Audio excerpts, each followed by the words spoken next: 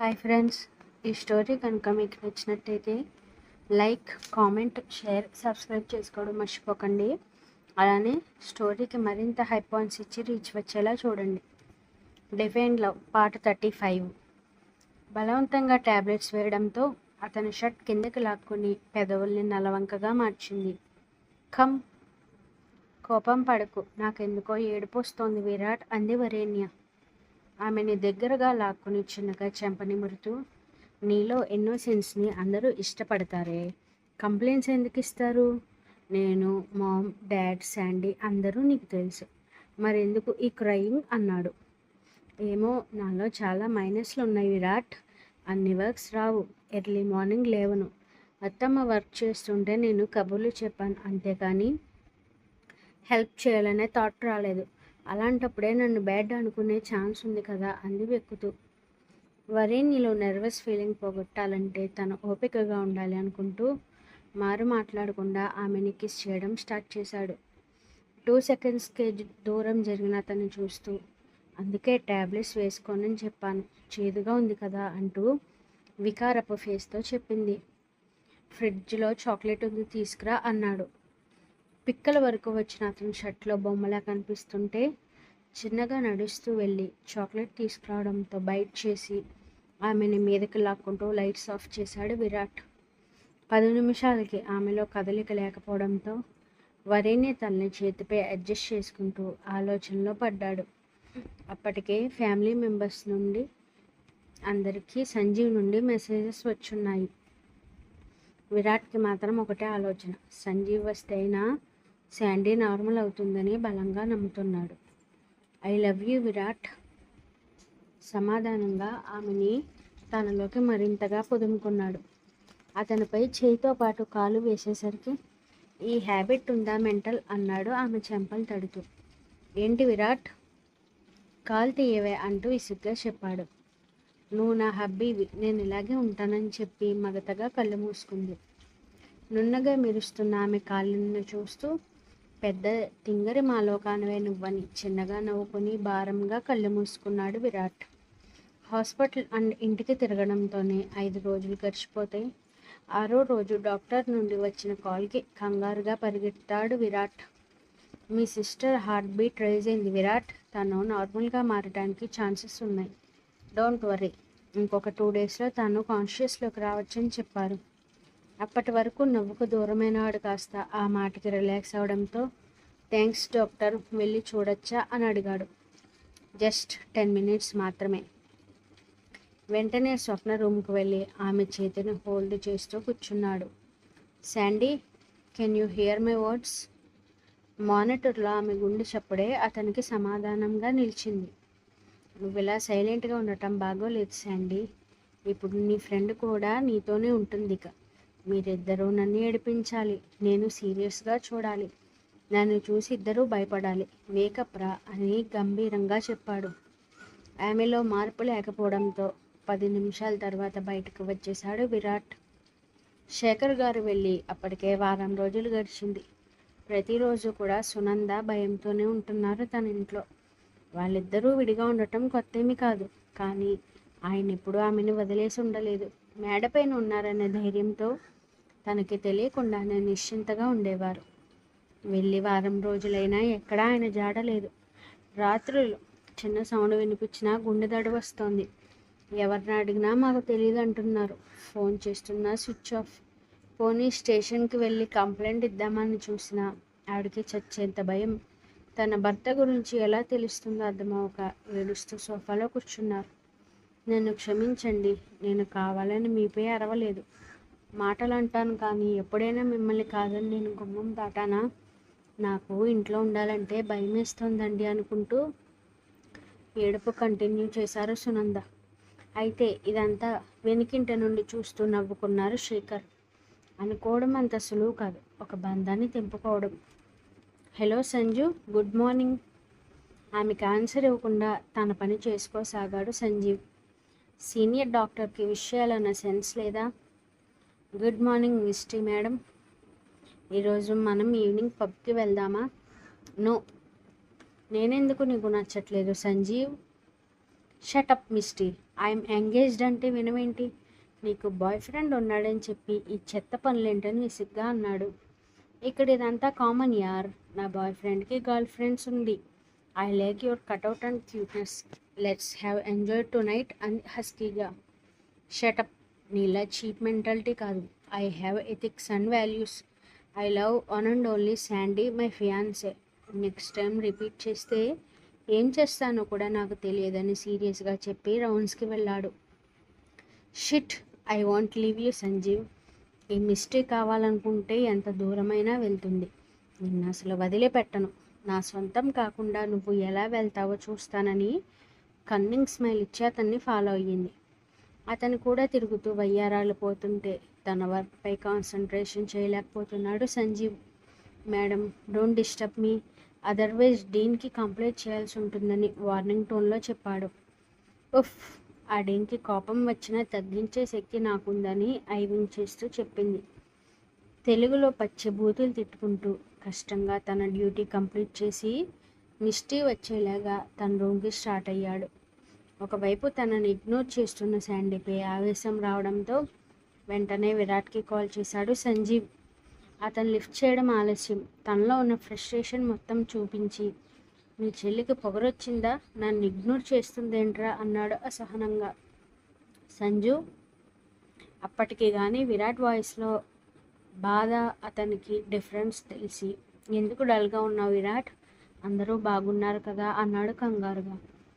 శాండీకి small accident జరిగిందిరా. ఆ మాట విన్న వెంటనే మోకాళ్ళపై జారిపోవడంతో, వింటున్నావా అన్నాడు గంభీరంగా. హా, ఇఫ్ పాసిబుల్ వచ్చేరా. నీ ప్రేమ తనని సేవ్ చేస్తుందామనే హోప్ ఉంది నాకు. అంకుల్తో మాట్లాడతానని చెప్పాడు. ఒక్కసారి శాండీని చూపించు బావా. నో, నేను స్ట్రాంగ్గా ఉంటా విరాట్ అంటూ వణుకుతున్న స్వరంతో చెప్పాడు. నార్మల్ కాల్ని వీడియోగా కన్వర్ట్ చేసి గ్లాస్ వాల్ నుండి చూపించగానే సంజీవ్ కళ్ళల్లో నీళ్లు జలజలా రాలిపోయాయి. సంజీవ్, కట్ చేస్తున్నాను. వీక్ అవ్వకరా. I want your help. రావడానికి ట్రై చేయి అన్నాడు విరాట్. విరాట్ కాల్ కట్ చేసిన సంజీవ్ పట్టరాని ఆవేశంతో తండ్రికి కాల్ చేయడంతో భోజనం తింటున్న ఆయన స్పీకర్ ఆన్ చేశారు. డాడీ, శాండీ నా కాల్ లిఫ్ట్ చేయట్లేదు. విరాట్ మ్యారేజ్ అయిందిగా, బిజీగా ఉందని చెప్పారు. అమ్మా, ఎలా ఉన్నావు సంజు? టైంకి తింటున్నావా? నా ప్రాణం చావు బ్రతుకుల మధ్య ఉంటే నేనెలా ప్రశాంతంగా ఉండగలను? ఇంత స్వార్థంగా ఆలోచిస్తారని అస్సలు అనుకోలేదని కాల్ కట్ చేసి కంగారుగా హాస్పిటల్కి స్టార్ట్ అయ్యాడు. Mister Sanjeev, what happen to you? Swapna condition వివరించడంతో పెనాల్టీ పే చేయాలి, ఓకేనా అన్నాడు డీన్. I'm ready sir. నేను డిస్కస్ చేసి పిలుస్తానని చెప్పి అతన్ని బయటకు పంపేసరికి లోపల నుండి ఎంట్రీ ఇచ్చింది Misty. What will I do Misty? Sir, Sanjeev విషయం నాకు వదిలేయండి, కాజ్ ఐఎమ్ హిజ్ సీనియర్ అంది. మనీ? మీకు మనీ మాత్రమే కావాలా? నా చేతిలో చాలా నర్సెస్ ఉన్నారని నవ్వుతూ చెప్పింది. Your wish Misty, handle him అని ఫుల్ పవర్స్ ఇచ్చేశాడు డీన్. వాడిని పిలిచి నేనేం చెప్పానో యాజ్ ఇట్ ఈజ్ చెప్పండి అని లోపలికి వెళ్ళింది మిస్టీ. డీన్ పిలుపుకి సంజీవ్ లోపలికి రావడంతో, వెల్ మిస్టర్ సంజీవ్, మా హాస్పిటల్ రూల్స్ ఏంటంటే తమ సీనియర్ని ఒప్పిస్తే ఫామ్పై సైన్ చేసి ఇస్తుంది. అప్పుడు మీరు వెళ్ళడానికి ప్రాబ్లం ఉండదని చెప్పాడు డీన్. సీనియర్ సైన్నా? ఎస్, మిస్టీ సీనియర్ కదా. అసిస్టెంట్ లేకపోతే తను నాపై కంప్లైంట్ చేస్తుంది. సో ఆవిడోకే అంటే నేను ఇండియా పంపించడానికి ఒప్పుకుంటాను. Is it true? తనతో కలిసి డ్రామాస్ చేస్తున్నారా సార్? ఆ మిస్టీ మీతో ఇలా మాట్లాడమని చెప్పింది కదా. కూల్ మిస్టర్ సంజీవ్, ప్రాఫిట్ లేకుండా ఏ పని చేయను నేను మిస్టీకి అప్పగిస్తే మీ డాడ్ సేఫ్గా ఉంటాడు. అదర్వైజ్ డీల్ రూల్స్కి అతిక్రమించారని మీ హాస్పిటల్కి అగైనెస్ట్గా మారుతాను. ప్రాఫిట్ నాకు, లాస్ మీకని నవ్వుతూ చెప్పాడు. తనని పక్కాగా మిస్టీ ఇరికించిందని అర్థమవడంతో ఏం చేయాలో తెలియక నిస్సత్తుగా బయటకు వచ్చేశాడు సంజీవ్. అత్తమ్మ, కుకింగ్ నేను చేస్తాను, మీరు పక్కన కూర్చుని కబుర్లు చెప్పండి అంది వరేణ్య. వచ్చా చేయడం? హా, అలా చేస్తాను, బట్ మా డాడీ ఎలా ఉన్నా తింటారు. మీరు తినడం ఫస్ట్ టైం కదా అంది టెన్షన్గా. ప్రశాంతంగా ఉండు అండ్ నీకు వచ్చిన డిష్ మాత్రమే కుక్ చేయంటూ పక్కన కూర్చున్నారు. తన ఇంట్లో దీపం పెట్టి స్వీట్ చేయాల్సిన వరేణ్య పరా ఇంట్లో ఉండటం వాణిగారికి అసలు ఇష్టం లేదు. కానీ తప్పట్లేదు. కాలం అలా బంధించింది తన మాయలో. అత్తమ్మ ఏం ఆలోచిస్తున్నారు? ఏం లేదు. పొటాటో కుక్ చేస్తున్నావా? హా, నాకు ఆ కర్రీ బాగా వచ్చని చెప్పి కుక్ చేసి పక్కన పెట్టింది. తినేస్తారా మీరు? నేను మీ మావయ్య గారితో తింటానురా. విరాట్ నువ్వు తినేయండి అని బాక్స్ కట్టుకుని హాస్పిటల్కి వెళ్ళారు. ఇంటికి వచ్చిన విరాట్ని చూసి, ఈరోజు నేనే కుక్ చేశాను తెలుసా అంది మెరుస్తున్న కళ్ళతో. Is it? హా, స్మెల్ ఎంత బాగుందనుకున్నావు? ఫ్రెష్ అయ్యి వస్తే వడ్డిస్తానని చెప్పింది. అనుమానంగానే ఆమెను చూస్తూ ఫ్రెష్ అయ్యి వచ్చాక డైనింగ్ టేబుల్ దగ్గర కూర్చున్నాడు విరాట్. మరుక్షణం లోపలికి దూసుకొచ్చిన వికాస్ వాళ్ళిద్దరిని చూస్తూ ఐఎమ్ సారీ, పర్మిషన్ లేకుండా వచ్చేసానని ఇబ్బందిగా చెప్పాడు. ఇట్స్ ఓకే వికాస్ గారు, లంచ్ చేస్తారా? ఫస్ట్ టైం కుక్ చేశానని చెప్పింది. సరే వదినా అని డిష్ లిడ్ తీసి వావ్ అంటూ గుండె నిండా పీల్చి విరాట్ పక్కన కూర్చున్నాడు. ఇద్దరికి ప్లేట్లో వడ్డించి క్యూరియస్గా చూస్తుంటే నోట్లో పెట్టుకున్న విరాట్ వెంటనే తన ఫోన్ తీసి తండ్రికి మెసేజ్ పెట్టాడు కర్రీ తినొద్దని.